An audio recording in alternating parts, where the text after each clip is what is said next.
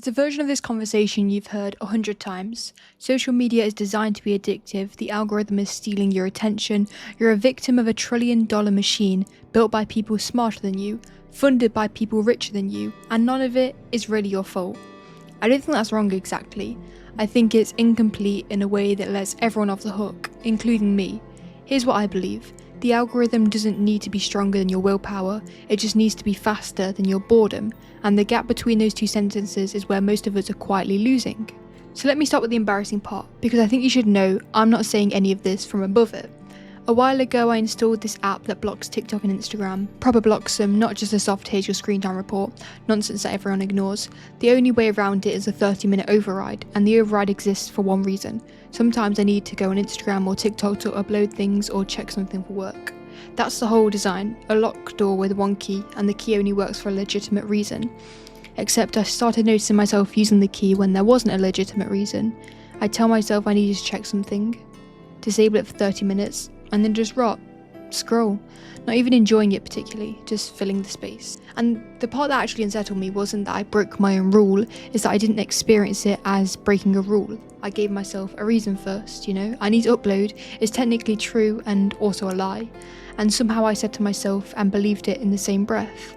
I built a system to protect myself from myself, and then I found the loophole in my own design and I used it, and I barely noticed I used it.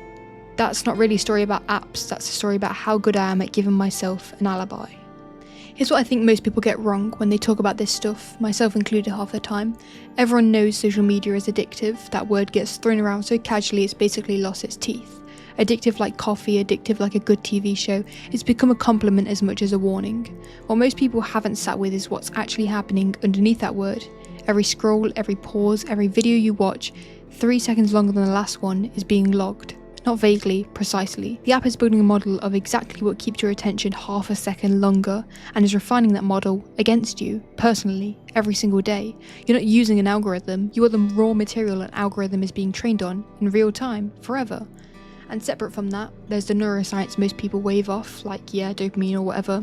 The quick version is, your brain actually doesn't light up most from getting the reward, it lights up from the uncertainty of whether the next video will be a good one. That's why slot machines work, that's why scroll works. It's not a treat, it's a gamble, dressed up as a treat, and your brain can't really tell the difference.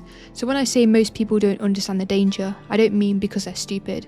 I mean the danger has been made to feel small on purpose.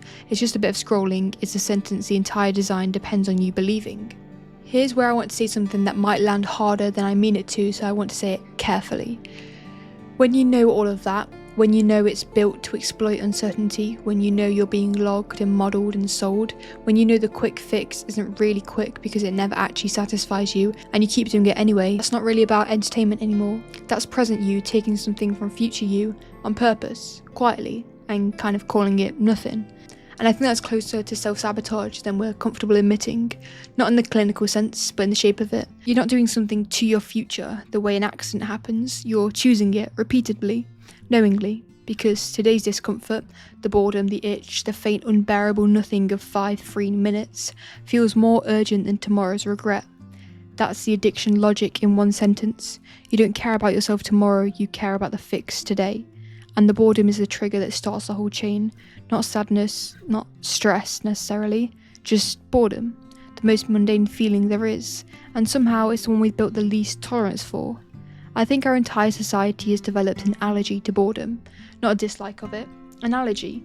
The instant it shows up, something has to intervene. Waiting for a coffee, ad break, phone out, lift, queue, red light, the 2 minutes before a meeting starts, phone out, phone out, phone out. We've engineered boredom down to a functionally 0 seconds of unfilled time. And I don't think that's neutral, I think that's lost. Because boredom used to do something for us. It's where ideas used to show up uninvited. It's the space your brain uses to process what actually happened to you in that day, instead of just intaking the next thing. Kids get told to go outside and find something to do, and the finding is the point, not the doing. We've removed the finding entirely. There's always something already found, already loaded, already infinite right there in your pocket. So when I say the algorithm doesn't need to beat your willpower, this is what I mean. It doesn't need to be more compelling than your favourite hobby or your actual goals. It just needs to be faster than the 4 or 5 seconds of boredom that show up right before you have to sit with yourself. We should be chasing that boredom, not running from it. It's not a malfunction, it's a muscle, and most of us haven't used it in years. Back to my app, because I think it's a better example the second time round. Now I've said all of that. Beyond the scrolling loophole, this shows up somewhere else for me too, the gym. I struggle a bit with health anxiety, and it will genuinely convince me mid-plan that I feel a bit sick, maybe a bit faint, maybe I should even stay home today.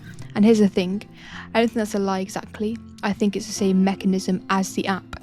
My brain hands me something technically true, and I'm good enough at arguing with myself that I take the technically true thing and build a full legitimate case out of it, and I win against myself every time I want to. That's the part that actually makes me angry, if I'm honest. Not all the tech companies, not really. I don't think we're victims here. I disagree with how these platforms are built morally, genuinely, but I don't buy into the idea that we're all just helpless against it. I think any addiction can be broken. I think someone going out of their way to work against you is one thing, but letting it happen when you know exactly what's happening and exactly how is doing it against yourself. But that's not a comfortable thing to say on a video. It's more comfortable to say they did this to us, but I don't think that's true, and I don't even think that's useful anymore. So if it's not you're a victim and it's also not you're just weak, what is it?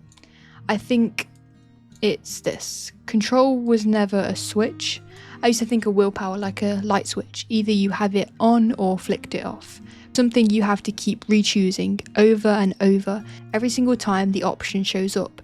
And the algorithm's entire business model is betting that you'll get tired of re-choosing before it gets tired of asking. It asks you thousands of times a day.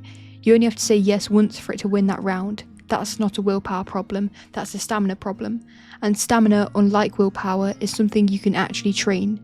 You don't fix a stamina problem by feeling guilty about it, you fix it by practicing the specific muscle that's weak, which in this case, sitting in boredom, on purpose, without reaching for the exit. I'm not going to tell you to delete the apps. I did that and found my own way around it in under a week, so clearly that's not the fix on its own. Here's what I'd actually suggest instead, small as it sounds. Next time you're somewhere boring, a queue, a waiting room, the 10 minutes before something starts, leave the phone in your pocket. Not forever, just that one time. Let the boredom actually arrive. Let it be uncomfortable. Don't manage it, don't fix it, don't even fill it. Just sit inside it for the 2 minutes it lasts, because it will end, it always ends. And most of us haven't let it get that far in years. That's it, that's the whole practice. It's not dramatic, it's not a 30-day no phone challenge or a full dopamine detox. It's one queue, one waiting room, or one red light. Because the algorithm isn't stronger than you, it's just betting you won't practice. Prove it wrong once, and you'll notice you can do it twice.